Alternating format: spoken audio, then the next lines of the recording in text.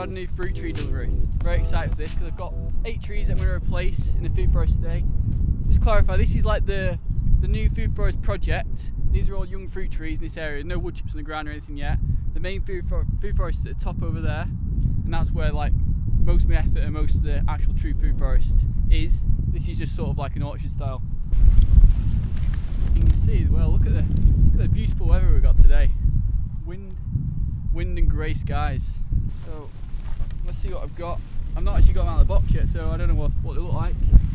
It's important when you get fruit trees delivered, you want to make sure you plant them relatively soon after they've come, because the roots come bare root, so they won't have any soil on them, but they're damp, and that's why they're in bags like this, to keep them damp. And if you let them dry out, you don't plant them straight away, then it can sort of damage the tree and set them back. So if you have like a really bad, you need to delay the planting because it's either frozen solid on the ground or, I don't know, really boggy, then you need to make sure you keep the roots nice and, you know, damp.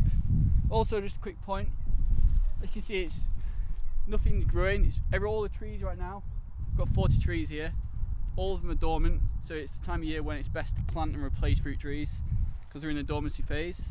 So that means you can, disrupt them, prune them, do whatever you want, and then when they take off in spring, you know, that's when the life goes back in the tree. All these trees, by the way, they are all the trees are either plums, apples or pears, because that's what grows best in where I am in northwest England. So we don't grow any peaches or mangoes or anything like that. Victoria plum tree, get a close up on that. That's what we're after. Victoria plum tree. A lot of these trees are semi-dwarf and dwarf. The apple trees are mostly dwarf. But yeah, when you're ordering fruit trees, make sure you're aware of what kind of tree you're buying, because if you grow in like a, I don't know, you want a bit of a view, and you plant a massive tree right in the front of you, and you don't realise when it grows it's going to end up being like 10 metres tall, and it's not a good idea because you have to cut it down. You want to plan for that head and choose the right tree size. There's a lot of guides on the websites when you buy them, like dwarf trees go to a certain height, so just be aware of that when you're buying fruit trees. They've kept the roots quite moist. I need to be careful as well, because when the wind gets on it, it's going to dry the roots out pretty fast. Walcott Nursery in the UK is a really good place to get fruit trees. It's where I've got all mine from. They're all organic. They're a good reputable company. Right, so that's Victoria plum tree. You can look at this tree here. This tree has been absolutely destroyed by a deer or a rabbit.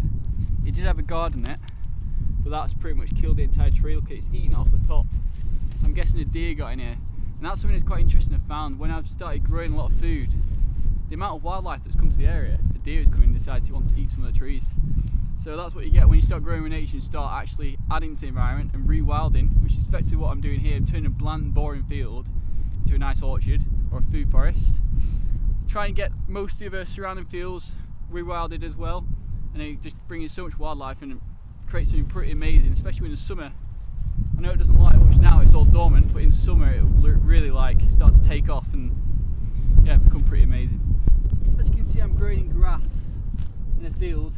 I've not got any covering on the ground yet, apart from what's already here, but I'm just going to dig this tree out.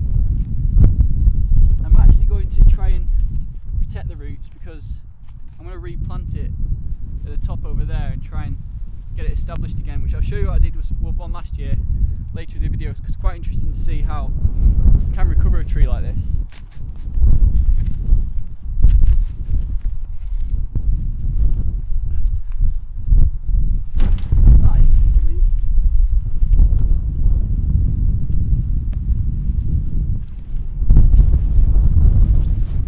UK wind is very annoying, I must admit. I don't like.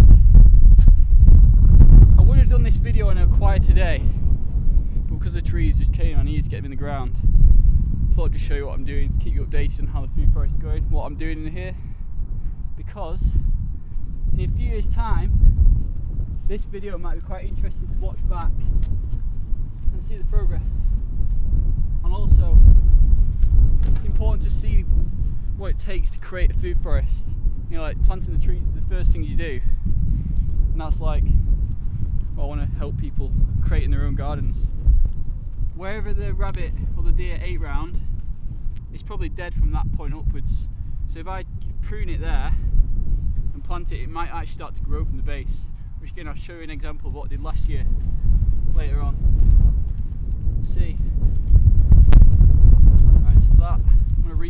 afterwards.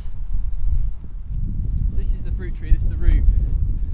See there, the hole's too small because look, that root is curling back on itself. I want to give it enough room, and also you want the ground level to be 2 inches below the graft, and this is the graft. You can see where they did on the tree. So I want the soil level to be about there, so that means I've got to plant all that on the ground. So at the moment it's not deep enough and it's not wide enough, so I just need to adjust the hole a little bit.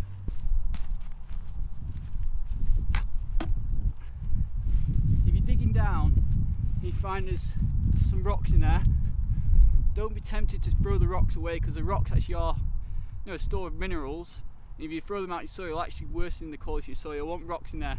As long as you're not planting bricks and just tons of rocks, yeah, maybe remove a few, but don't be so concerned about removing all the rocks, because rocks are really good for, you know, adding nutrients and minerals to the soil. So you can see it's a lot wider the hole now. The roots aren't curling back themselves. I'd say did that. Still could be a bit deeper because I want it soil level to be about there. I think that's deep enough now. Now I'm just going to fork the bottom, just loosen the soil up a little bit to help the roots go into it. Nice, because you don't want a really hard wall of soil for the roots go into. You want to make it easier for it to root in the ground. Just lightly do that. And what we're going to do now is just basically backfill it in.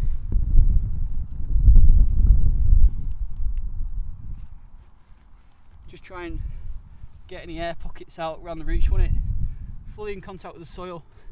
So now it's your job of just filling it in as best you can. Nicely tucked in, because this is going to be his new home for a long time now.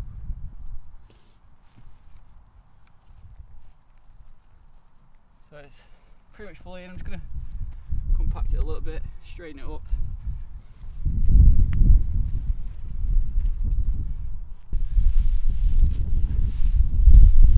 You always want to make sure you have the soil protected. You know, having exposed soil is like one of the major, what do you call it, the major problems with modern gardening or commercial growing. Everywhere in nature the ground is covered, so you want to replicate that as much as possible in your own food forest. You want to get the best results, because like everywhere in nature stuff is just thriving. You don't see exposed dirt. Any exposed dirt instantly gets covered with weeds, you know, matted out. That's for a reason. The ground needs to be protected. And as soon as you expose it, it just becomes lifeless. It starts to, you know, basically die. So you want to have it covered all the time with whatever covering you get your hands on. Got some pruners here. What I'm going to do is I'm going to just reduce the height of this a little bit. I'm going to cut it to a bud at a slight angle, like that. Because I want these next 4 branches to the main leaders of the tree. I've talked about this a lot in my full pruning video, which I did earlier this year in winter. But you know, the shape of your tree is literally how you want to design it. Most trees will grow fine if you leave them alone, but pruning is just something you can do a bit extra to either incite more growth into a tree, promote more growth, or shape it in a certain way you want it. For example, here got a lot of low branches, but I know once a grass starts to grow tall, these branches I don't want them there. I want the growth to be here and up. So I'm actually going to remove a lot of these little feather branches, because they're taking away energy from the tree's growth, which I actually want to focus on this top half of the tree. So I'm going to do this.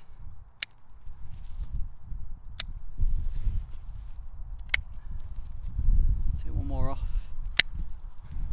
And then what I'm going to do next, I'm going to protect the tree, because this is the whole reason I was replanting, because my tree got damaged. So now I'm going to get one of these rabbit guards. You can buy these online relatively cheaply.